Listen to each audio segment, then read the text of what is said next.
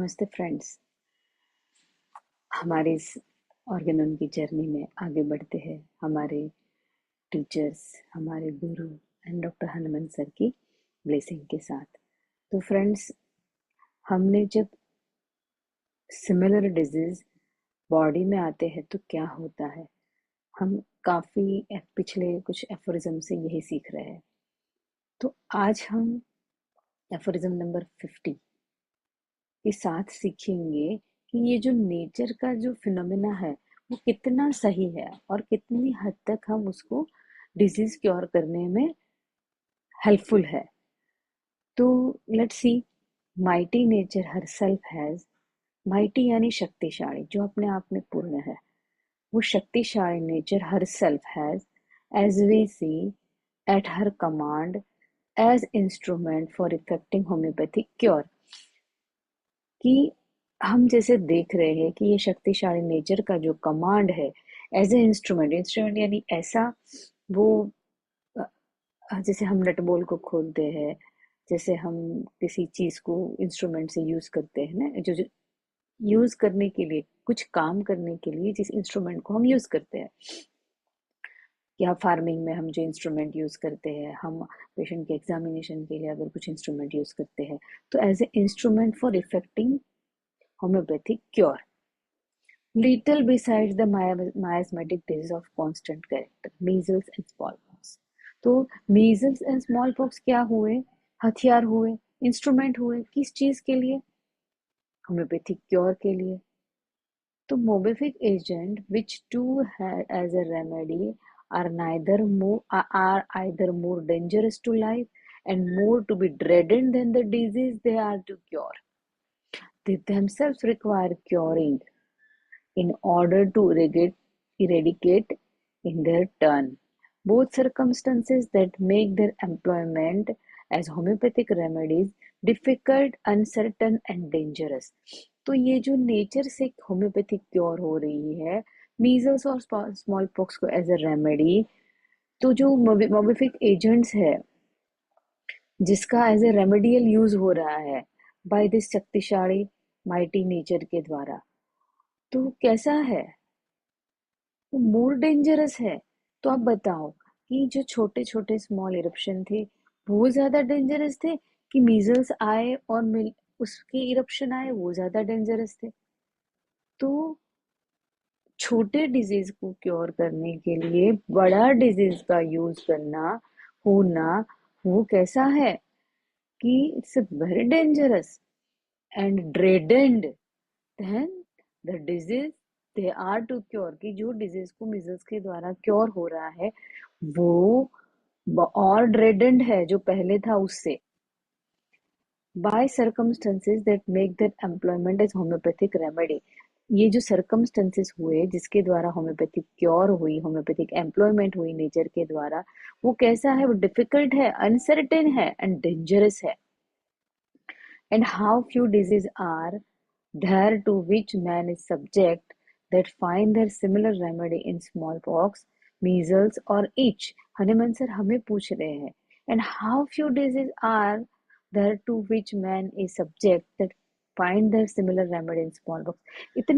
ऐसे कितने डिजीज हुए जो ऐसे नेचुरली क्योर होने हैं, जिसको ऐसा नेचुरल सिमिलर डिजीज मिलने वाला है? तो अभी तो हम देख रहे हैं डायबिटीज है, हाइपरटेंशन है, कैंसर है, या ऐसे कई सारी बीमारियां हैं। तो उसका नेचुरल डिजीज हमें कैसे मिलेगा? उसका सिमिलर डिजीज हमें कैसे मिलेगा ताकि जो बेसिक डिजीज है वो क्योर हो जाए? Hence in the course of nature, कि जो नेचर का ये कोर्स है, नेचर अपने आप में पूर्ण है, नेचर अपने आप में एक कोर्स में चल रही है। जैसे अभी, जैसे कोरोना का टाइम था, तो कोरोना के टाइम में कैसा था ना, वो नेचर अपने आप में चल रही थी, ये कोर्स ऑफ नेचर था। Very few maladies can be cured by this uncertain and hazardous homeopathic remedy. तो बहुत फ्यू मेलेडीज यानी बहुत ही कम, यानी हम बोल सकते इन्हें चुने डिजीज ही हम इस रेमेडियल की नेचर के सिमिलर डिजीज प्रोड्यूस करने वाले अनसर्टेन, यानी कि जो चौकस नहीं है, हम ऐसा नहीं बोल सकते कि ये करेगा ही, एंड हैजार्डस होम्योपैथिक रेमेडीज, तो बहुत कम डिजीज है जैसे हमने जाना, हमने देखा कि जिनको कोरोना आया था, उनका जो बेसिक कई सालों से चलने वाले एलर्जिक राइनाइटिस थी या फिर ब्रोंकाइटिस थी, वो खत्म हो गई। बहुत सारे पेशेंट ने आपको बोला होगा। तो और क्या आ गया? कोरोना के बाद डायबिटीज आ गया, कोरोना के बाद दूसरा बीमारी आ गया, बड़ी बड़ी disease, avascular necrosis of hip joint and बहुत सारे ऑटो इम्यून डिस्ट्रक्टिव डिजीज आ गए। क्यों? क्योंकि जो एलर्जिक राइनाइटिस थी, जो अस्थमा था, जो ब्रोंकाइटिस थी, वो कैसी थी? वो लोअर प्लेन पे थी। तो उसको क्योर करने के लिए कैसी बीमारी आई? जो बड़ी है, स्ट्रॉन्ग है। तो उसने क्या किया? इसको तो स्मॉलर वन को तो इरेडिकेट कर दिया, बट क्या पैदा कर दिया? More danger, more dreaded and more difficult to cure ऐसे डिजीज आ गए फिर बॉडी में। तो हनुमान सर यहाँ बोल रहे हैं कि very few maladies can be cured. बहुत कम मेलेडीज ऐसे क्योर होगी, but which are also very hazardous. And the cure by their instrumentality, यानी नेचर ने जो बड़ा डिजीज पैदा किया वो इंस्ट्रूमेंटलिटी, अगर इस इंस्ट्रूमेंट से बीमारी क्योर हुई, is also attended with danger and much difficulty. For this reason, that the doses of this morphic power cannot be diminished according to the circumstances as doses of medicine can.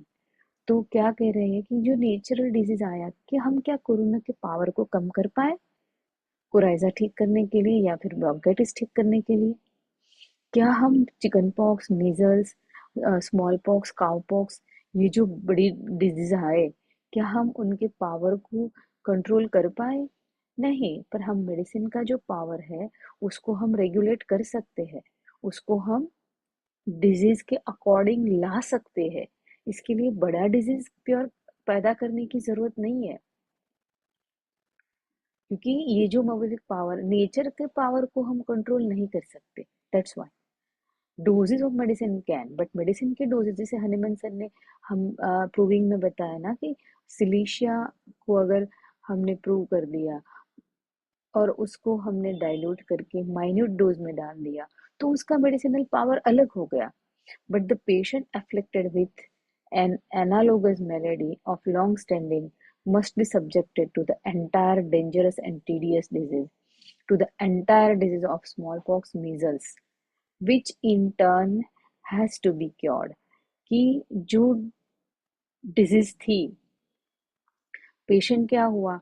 जो analogous यानी उसके जैसी melody से जब वो affect हुआ, तब वो अगर लंबे समय तक बॉडी में रहा, तो वो एंटायरली कैसा डिजीज बन जाएगा? बहुत ज्यादा डेंजरस एंड टीडियस। कि मीजल्स के बाद विजन गया, जैसे हमने आगे के एग्जांपल्स में देखा कि मीजल्स के बाद, सॉरी, चिकन पॉक्स के बाद आंखें की रोशनी गई, तो वो रोशनी आंख, वो क्या हो गया? ऑप्टिक नर्व अगर डैमेज हो गई, तो क्या वो ऑप्टिक नर्व अपने आप से क्योर होगी? नहीं, वो क्या बन जाएगा? और डेंजरस, विजन चला गया, टीडियस यानी बहुत डिफिकल्ट टू क्योर। अभी आप ही बताओ कि जिसका हियरिंग सेंसोरी सेंसोन्यूरल अपना हियरिंग लॉस हुआ, या फिर ऑप्टिक नर्व गई, या फिर हमारा हाफ बॉडी पैरालाइज हो गया, नर्व्स डैमेज हो गई, तो क्या वो आसानी से क्योर होता है? या होता भी है? नहीं भी होता है, क्योंकि आसानी से क्योर ये नहीं होना है। ये टीडियस बन जाता है, डिफिकल्ट बन जाता है, डेंजरस बन जाता है।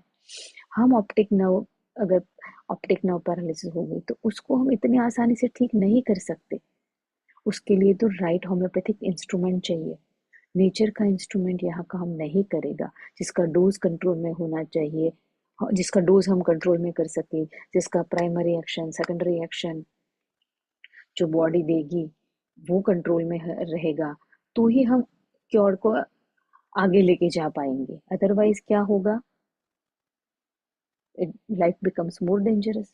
And yet, as is seen, we can point to some striking homeopathic cure effected by this lucky concurrence, all so many incontrovertible proofs of great the sole therapeutic law of nature that obtain in them cures by similarity.